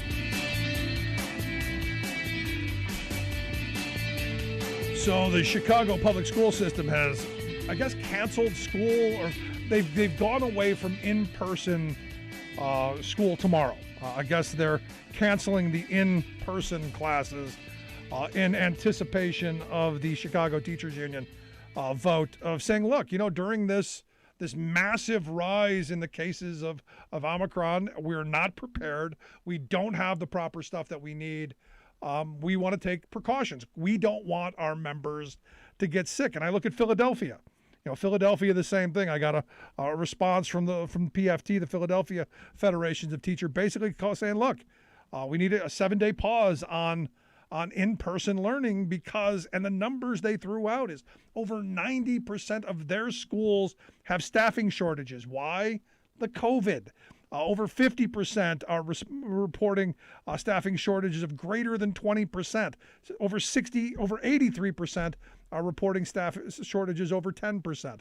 50% of the schools responded reporting insufficient access to testing supplies. Hey, we want you to come to school. We're going to test you, but we don't have the supplies. It just seems that, and my wife and I were talking about this, we wish our school district, or all school, right after the holiday, took an extra week, maybe 2, do some of the, the virtual stuff, maybe some project stuff. But you got the president saying, nope, we're not closing schools going forward. It's going to be interesting to see how this plays out in the next couple of days. And here to share some thoughts on what should we do, I'm going to ask an educator, somebody who I trust and I view as one of my education on the facility and the faculty of information. I've asked Sari Beth Rosenberg to come talk with us. Sari Beth's a senior advisor for Voters of Tomorrow. She's also the co-founder of Teachers Unified and Gun Violence. Sari Beth, thanks for taking time for us. So great to be here with you tonight, Rick. So let's jump right into this. And you're seeing a lot of especially the big cities, saying, look, we don't have the stuff that we need to protect our members. We don't have the stuff to protect the students. Common sense would say, hey, a couple of days. Is that too much, or is it not enough? I propose the week. It's, I think conservatively, we should have had the week before the holiday break off and this week off. And off meaning we would be teaching remotely. No, and the point is that nobody enjoys remote teaching, remote learning. It doesn't replace the real thing. But the week before school at my school and throughout New York City, and this week, our attendance for teachers, school staff, and students is low. And it's, once again, I kept talking about this last year, how just like climate change, COVID-19, it should be COVID-22 at this point, it's an inconvenient truth that it spreads. And it wasn't spreading as much in schools because schools were hybrid or remote last semester in a lot of places. Right. And I don't know why we just couldn't have shut it down, meaning had remote learning this week. And the kids agree too. A lot of the kids are scared to be there. We're all walking around like terrified. Yeah. It's not a really safe learning environment. What do you say to the people who are going, well, our kids are the most resilient. They're going to be fine. Don't worry about it. Take the precautions, stay in school. What do you say to those folks in that vein? They're not looking at any of the mental health, the reports coming out about student mental health, right? I mean, yes, I agree that student mental health suffered because of the pandemic and remote learning. But students are also now stressing out about being in school. I get panicked messages from kids all the time saying, my brother has COVID. I've tested negative. What do I do? Should I come in? I don't want to miss class. I don't want to miss instruction. There is no remote option right now. What do I do? So there's a lot of anxiety around this in all different places. And I don't think the adults are stepping up to the plate here, because it's an untenable situation. And I think we don't know, we can't really predict what's going to happen, but what most experts are saying, that this Omicron variant is going to spread real fast, and it'll probably burn out, at least in New York City and the major cities, by the end of the month. I mean, we can't predict anything. So I don't know, or even in the middle of the month, especially in New York City. I just don't know why we couldn't have had this week to do remote learning and make sure that we don't get any more people sick. Yeah, and it makes no sense. And again, I keep going back to what my original concern from the beginning of this pandemic has been, and that is overtaxing our healthcare facilities. Look, I think young people are going to do fine with it. I haven't heard the long COVID argument for the Omicron variant. That it seems like it's from what we're being told at this moment, it's not as deadly, it's not as long term. But the more people get it, the more it's going to mutate, the more it turns into whatever's next. And that's a concern, especially when you look across the country, when our hospitals are filling up, the ICU beds are going away. And, when do we start seeing more reports of people dying of other things? And we're already seeing the reports. I just don't see them in numbers that I think that are probably going on out there. Yeah, I don't think we don't have the stats. I don't think things have shaken out yet for us to see that. And again, I agree. We don't see, because the people who are vaccinated are not ending up in the hospital because of Omicron. However, other people are. And then, it doesn't make sense to me. I get it. We don't want, I know that schools need to be open because parents need places, especially for younger kids, for their kids to go during the day so they can keep the cities and the suburbs and the towns running. But it's kind of like penny wise, pound foolish. If we would have just done remote learning this week, I think we could have prevented a lot of the sickness to come. Yeah, because the models keep saying that we're going to have this huge spike, which we're having. We had 1 million cases yesterday. We're going to have this spike, and then it's going to drop off. And then, come spring break time, we're going to see another one. There's going to be this is predictable. You don't need to be a mathematician. You don't need to be a virologist or an epidemiologist. All you need to do is look at a Cracker Jack box, and you could probably figure it out that when we have these moments of mass gatherings, things are going to spread. We're going to have spikes. And again, my concern still is flattening the curve for our healthcare facilities. And for the people who provide the work. I'm worried about losing doctors and nurses and healthcare professionals going forward. I got people going, why aren't we building more hospitals? We don't have doctors and nurses to staff them. Right. And we're also burning out teachers, school staff, bus drivers, people who work in cafeterias at schools, all the support systems at schools. We're burning them out, and we need them. And it's problematic, to say that's an understatement. You're listening to the Rick Smith Show here with Sari, Beth Rosenberg. She's a senior advisor to Voters of Tomorrow, also the co-founder of Teachers Unify to End Gun Violence. One of the things that I've been paying attention to as we're having this conversation about keeping kids in school safe, and teachers obviously during this moment, is I'm looking at the anti-public education people, the people who are looking for any reason whatsoever to attack you as an educator, public school teachers, and public schools as a whole. They're now looking at this as an opportunity to go, see, they don't really care about your kids. They only care about themselves. And one of my concerns is at every turn we see these anti-public education people using this in a way that I think makes everyone less safe. But again, doesn't matter. It's about the goal of destroying you and public education.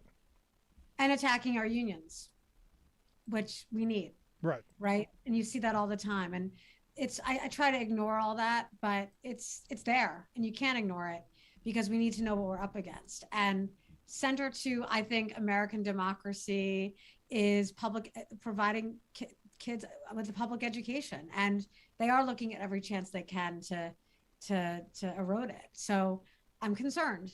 I'm very concerned. That's why I understand the push to keep schools open, because you have all these people looking to push for the voucher system. See, public schools can't be there for your kids.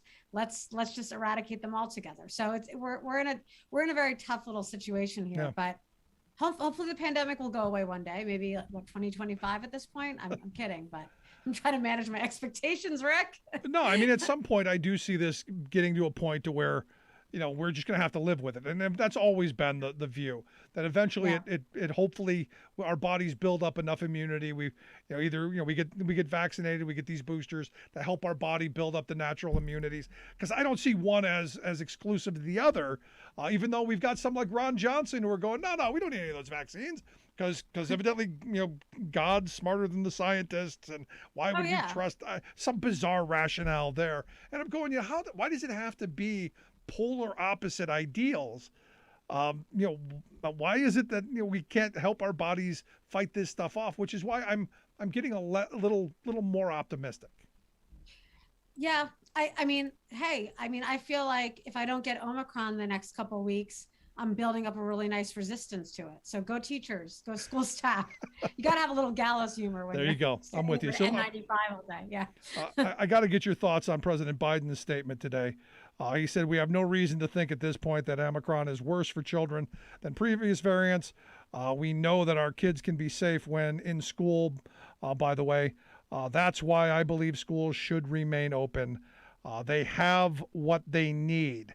That's the part of that statement that I struggle with. They have what they need. Yet I look at the statement by the Philadelphia Federation of Teachers saying that we don't have what they need. I listen to the people in Chicago who are saying we don't have what we need. I'm curious your thoughts. Do you got what you need? No, we don't have what we need. I know that there's funding. I know there's money. We've yet to see the actual supplies that are going to come from that money that supposedly has been allocated. I'll give you hard data. I mean, here's what we now know that testing, vaccines, all those different things are there to mitigate. I'm not going to expect an overcrowded public school to suddenly find places that we didn't have before. What I think that should have happened in the beginning of the school year was every school should have been testing sites with 24-hour tests, not the rapid test, because we know they're not as effective with Omicron. We don't have that. In New York City, they're only now testing 20% of the students. And we also don't have N95 masks for the kids or teachers. Every teacher got one today. The kids didn't get one. So, and that's in New York City where we have a mask mandate, right? So we don't have what we need. And but I tweeted about this earlier in the week because only you're asking me, Rick, but no one is talking to the teachers, the people and the school staff, the people who are on the front lines of this. And we could tell you, we don't have what we need. We need N95 masks, not just one for the month, but daily or not a couple of days. And we need them for school staff, teachers, and students. And what would be amazing is if we had testing centers, a couple times a week at least, at schools for anyone who wants to be tested. That's how we stop this. One of the ways. No, and look, I was looking at the video of a testing site in Orlando.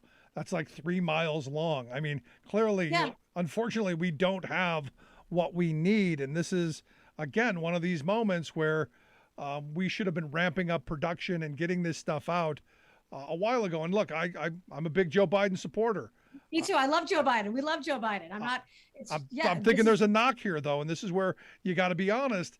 They didn't get those tests out the way they should. We haven't set up the infrastructure to prepare for what's coming, especially in schools. Yeah, we don't have it. I mean, I believe they have the best intentions, and let me tell you, I would never ever want the other guy back ever. And there's no comparison at all. I love what Joe Biden's done for our country so far. But I do think that we're lacking here. And that's why people are screaming from the rooftops that we needed a week off. If we would have had what we needed, teachers, students, school staff would have felt completely safe, or 98, 95% safe going back. And I haven't talked to one teacher who feels safe and confident in a school building right now. It's going to be interesting to see how this plays out over the next couple of days. I know, like I said, in Chicago, they've gone back to the the virtual learning, at least for Wednesday, and I think possibly Thursday, in anticipation of the Chicago Teachers Union saying no, we're not coming back till the 18th, which seems. Look, you got to protect yourself. But while I got you, you're a New York City resident. I wanted to get your thoughts on comment today by the new mayor, who I guess just a couple of days in office has already stepped in it. He said something along the lines of low-skilled workers like cooks and messengers and Dunkin' Donuts employees and shoe shine boys or wherever that came from, that they don't have the academic skills to sit in the corner office. And that's what he's being hit with. Is it as bad as that sounds, or was there a larger point that he was trying to make? I didn't hear the larger point, and he should know better to have any sound bites like that. So offensive. It's offensive to every New Yorker. It's offensive to every American. It's not a good start. No, it's offensive to every working person. I don't care what you do for a living. Every working person, yeah. I mean, it's offensive, and I don't even care what even in context, out of context. It's too many words in a long sentence. Too many words. Too many words to say that, oh, you're taking it out of context. There's too many words around those words to be taken out of context. It's offensive. How many days has it been? This is only day 3 or day 4, and this is what we're saying live. And he had his mask on wrong too, but that's, besides the point, I guess. So how's he got his mask on wrong? Because my kids and I fight about this. Is it the blue side out or the white side out? It's the blue side out, but it wasn't he didn't have it fixed right onto his nose, and it was too loose on the sides. But listen, I stare at masks all day and look at every single moved mask as an Omicron threat. So yeah, I don't mean to be them. I think what's more offensive to me was what he said. At least he had a mask on. Yeah, is there? I have people who say, well, this is what we expect from him. Is this what we have to expect for the next 4 years coming out of New York City? Seems like it. I'm a lot of positivity, rainbows, puppies, and sunshine today. Oh boy, so last question I've got for you. How for parents now? This is ultimately. I listen to the right wing talk about parents' responsibilities and parents having say. What's the pitch to parents in this moment over the next couple of days? Because look, I got kids that are going to public school right now. My son wants to go back. He wants no part of distance learning. He wants no part of the virtual stuff. He hated it. Wants to be back, and he said, "Look, I'm willing to, do what I got to do," but hates it. But what's the pitch for parents? Don't send. If your kid seems like they just have allergies, just assume it's Omicron. Don't send them to school because it's going to ruin it for everyone. And if one family member tested positive for COVID, don't lie in the forms, whatever the forms are, to get back into the school, because this is how we do shut down schools, when too many people show up sick and spread it. And continue to tell your young person, your child, that they need to wear their mask, explain why. And if you can invest in N95s, or definitely surgical masks, that's what people should be wearing right now. The cloth masks are not cutting it.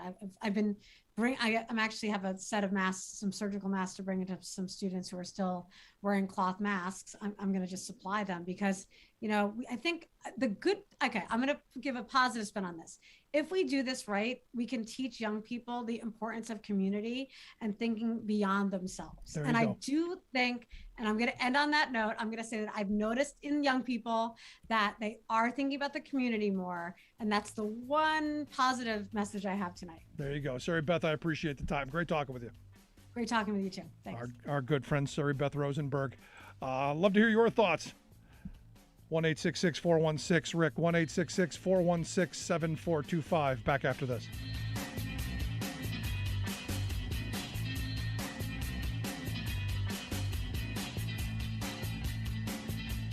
I'm Rick Smith, and this is Labor History in 2. On this day in labor history, the year was 1965. That was the day that 8,000 social workers went on strike in New York City. For 28 days that bitter, cold January, these workers marched on the picket lines. They were members of the American Federation of State, County, Municipal Employees, District Council 37, and the Social Service Employees Union. In walking off the job, these working people defied a New York law that forbade public sector workers from going on strike. 10 of the city's 25 welfare offices were completely shut down by the strike. One of the main issues of the action was the massive caseload each worker was expected to carry. Some of the workers who helped organize the action brought their experiences from the civil rights movement, and specifically in the Student Nonviolent Coordinating Committee and the Congress of Racial Equality. They were fighting not only for better working conditions, but also better services for their clients. One rallying call for the strike became rehabilitation, not humiliation. Welfare rights and civil rights activists supported the work action. Quickly, the city moved to get an injunction against these working people who were standing up for better conditions. Mayor Robert Wagner fired all of the striking workers. 19 strike leaders were thrown in jail for 2 weeks. With mounting pressure coming from labor and civil rights leaders, the city agreed to appoint a 5-person panel to settle the dispute. The resulting contract made considerable gains for the social workers. Caseloads were capped at 60 clients. They also won improvements in pay, health insurance, vacation, and sick time. The strike is seen as an important victory by public sector workers, not only gaining a better workplace, but also improving service to the public. Like what you hear? Check out more at laborhistoryin2.com.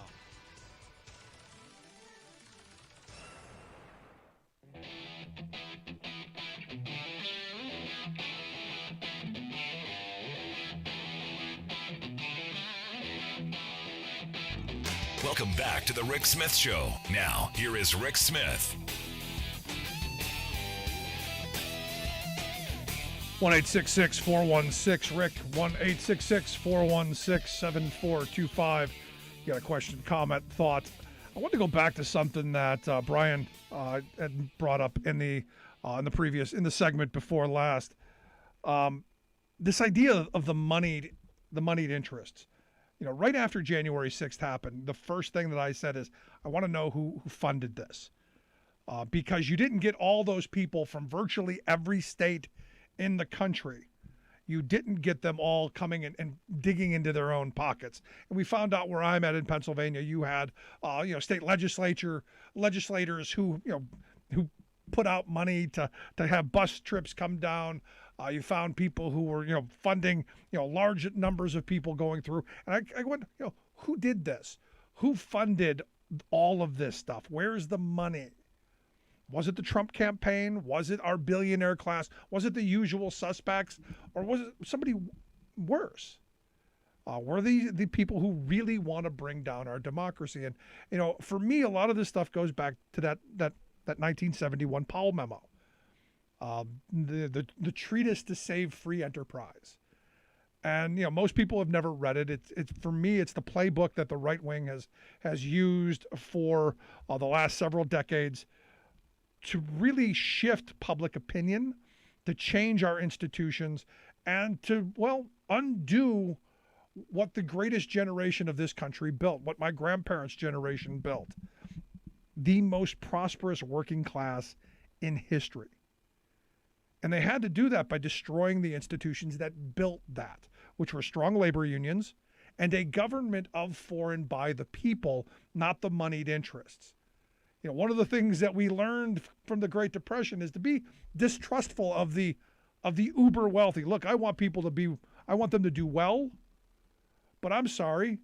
I don't think having Elon Musk's and Jeff Bezos and the rest of that billionaire boys club and girls club, I don't know that that's healthy for democracy. And I have people who, the embarrassed billionaires, who are like, no, they worked hard for it. The reality is, without the investment of we the people in our infrastructure, without the things that we have built, none of that stuff's possible.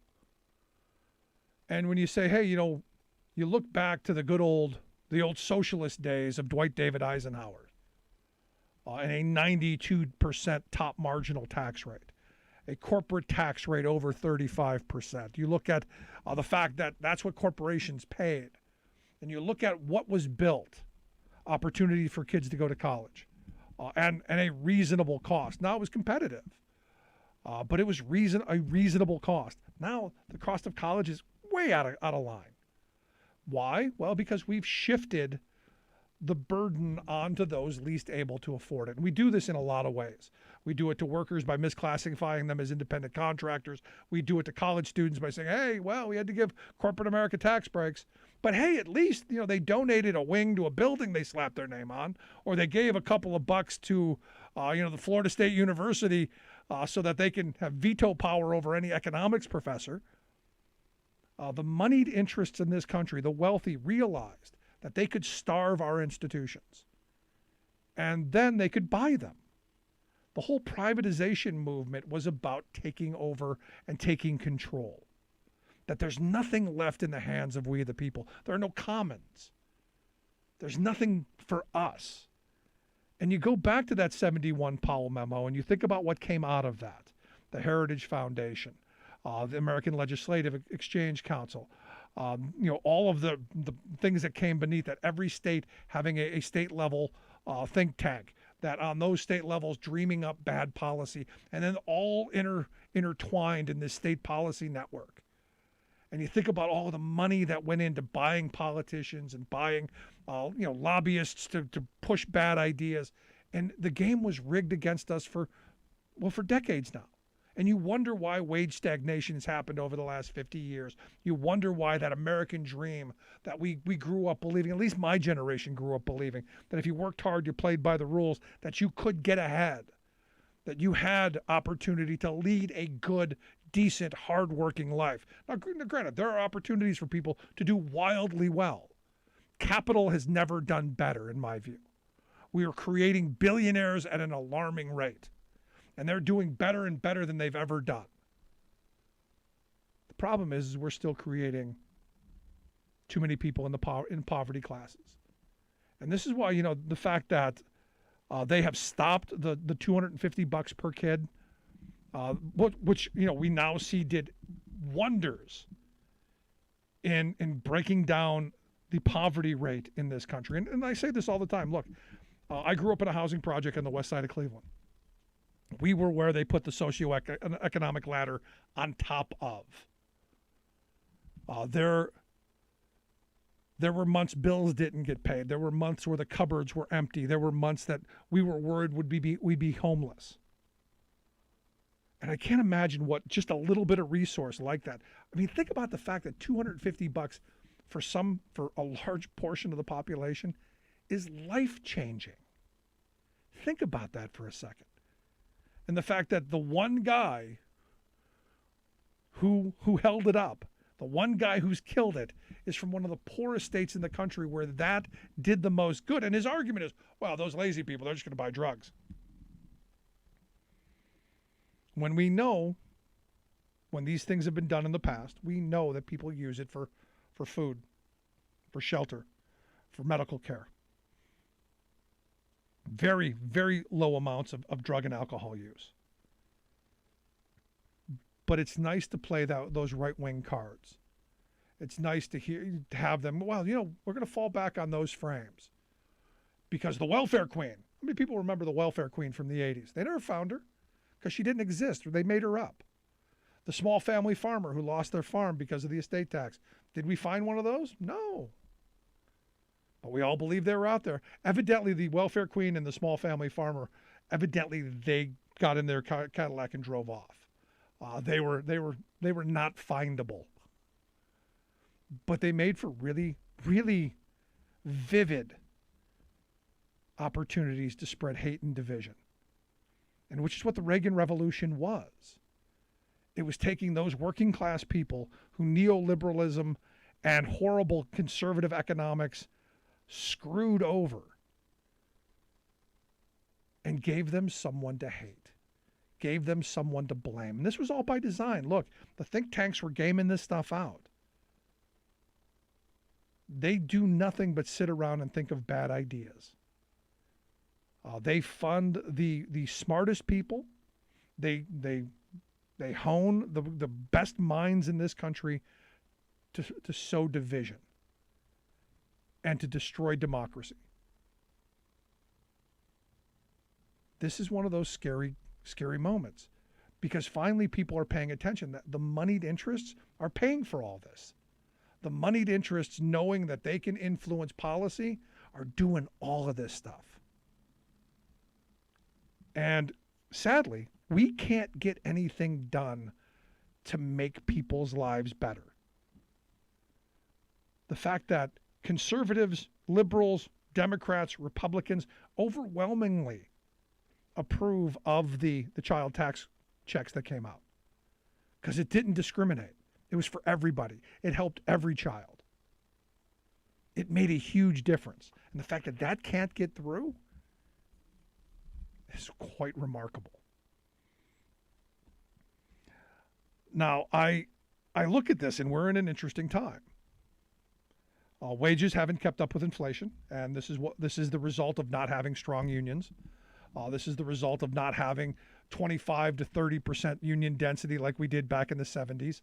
When I think about my grandfather, who said the 1 year they got 5 raises because of the cost of living adjustment in their contract that said if inflation goes up to a certain point, we're getting a raise to keep our wages up to that point.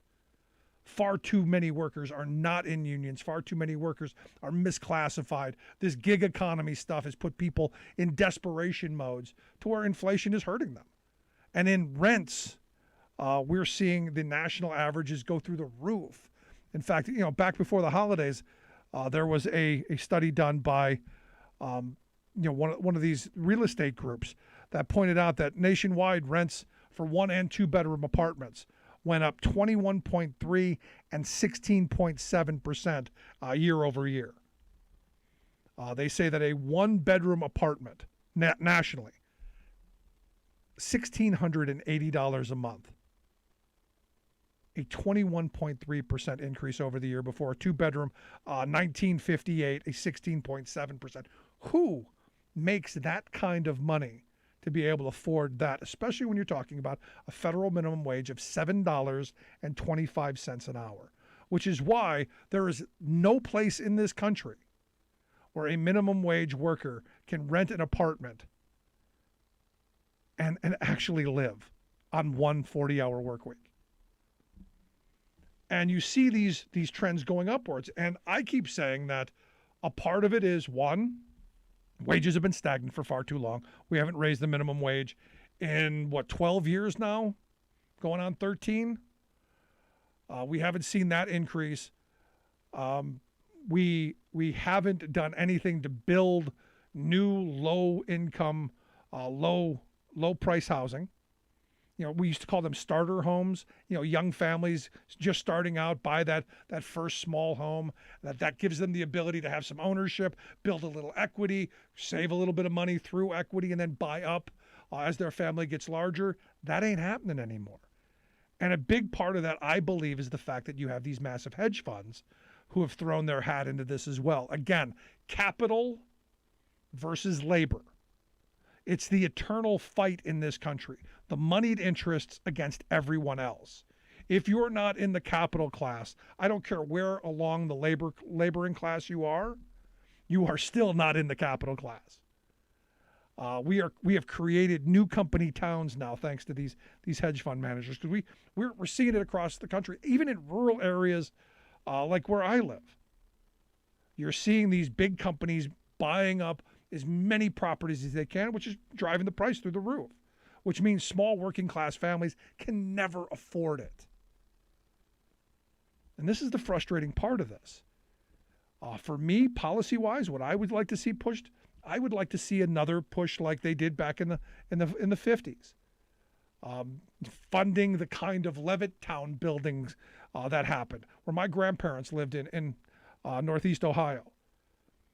They had built massive communities of modestly priced homes, good, solid, brick homes, bungalows and little ranchers that families could buy into and build equity. They weren't huge. They weren't palatial estates.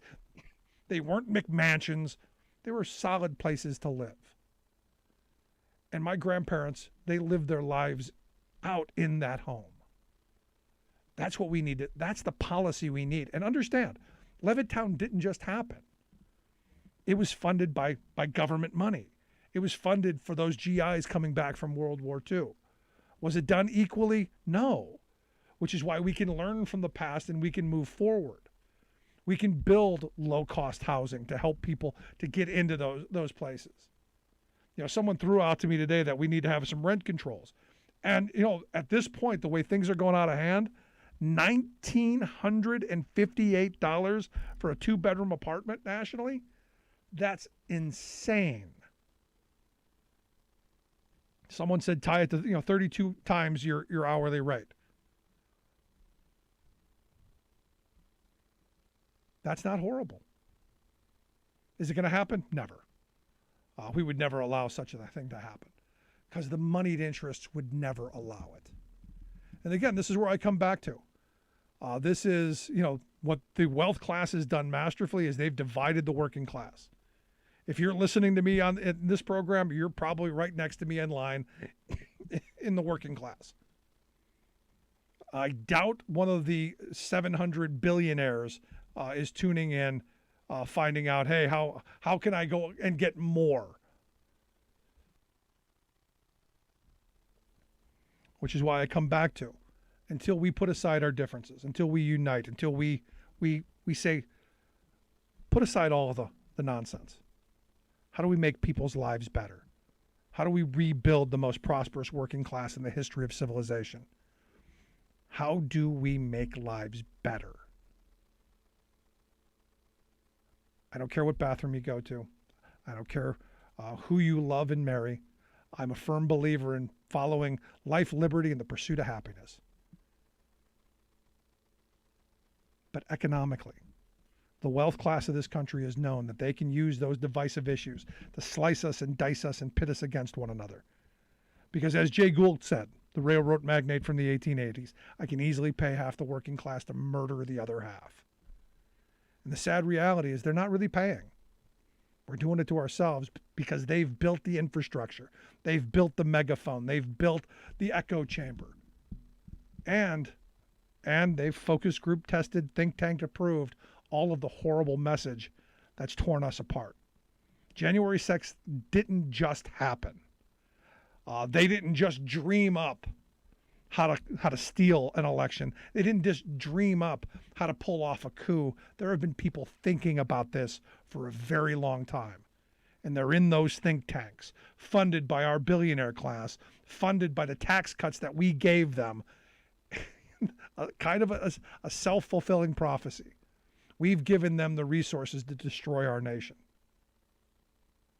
And right now, a portion of our country is fighting to keep them in control. That should be frightening to all of us. So for me, it's going to be interesting to see how the Smithsonian lays this out. It's going to be interesting to see what the January 6th committee comes out with. Whether the Sean Hannitys of the world have to take the oath and sit down in front of the committee and actually answer questions, and whether we're going to wake up to it. Whether we're going to pay attention to what's coming out. Whether we're going to demand better from our elected leaders. Whether we're going to demand better from our media people. Ultimately, it comes back to us. It comes back to you. It comes back to me. And until we demand better, we're going to get what we've gotten. Sliced, diced, pitted against one another and at each other's throats. I hope the polling's wrong. I hope a civil war isn't on the horizon, which is why we need to unite now. Anyway, if you missed any of today's program, thericksmithshow.com. That's where you go to get the podcast. The Rick Smith Show app on the smartphone. Take the program on the go, wherever you go. And as always, you can email me, rick@thericksmithshow.com. Follow us on Twitter @RickSmithShow, Facebook, YouTube, all of the social media channels. We are there. Love to hear from you. Thanks so much for being here. We'll see you back here next time. You've been listening to The Rick Smith Show. Email Rick at rick@thericksmithshow.com. Until next time, this has been The Rick Smith Show, where working people come to talk. I'm Rick Smith, and this is Labor History in 2. 2013 saw the end of what may have been the longest hotel strike in history. On Father's Day 2003, 130 workers from the Congress Hotel on Michigan Avenue in Chicago walked off the job. They were protesting a reduction in wages and the hotel's hiring of minimum wage subcontractors. For 10 years, the strikers, led by Unite Here, picketed the hotel. The hotel management remained unmoved. Unite Here quietly ended the strike, but that was not the longest strike in history. Not by a long shot. On this day in 1961, barbers' assistants in Copenhagen, Denmark ended their strike. They had first walked off the job in 1928. And the Guinness Book of World Records has declared the strike the longest in recorded history. Every strike or work stoppage has its own character. A strike may be as short as just a portion of a day, or a strike may last for weeks, months, or years. Sometimes union members call strikes to last a specific amount of time, usually a few days. Other times, union members vote for an open-ended strike, with the duration uncertain. The tactic of a strike is one of the most extreme measures a union can take. Usually, a strike means that all other efforts to gain a fair contract have been exhausted. Long strikes have become less common in recent years. According to the Bureau of Labor Statistics, there were only 15 major work stoppages in 2013.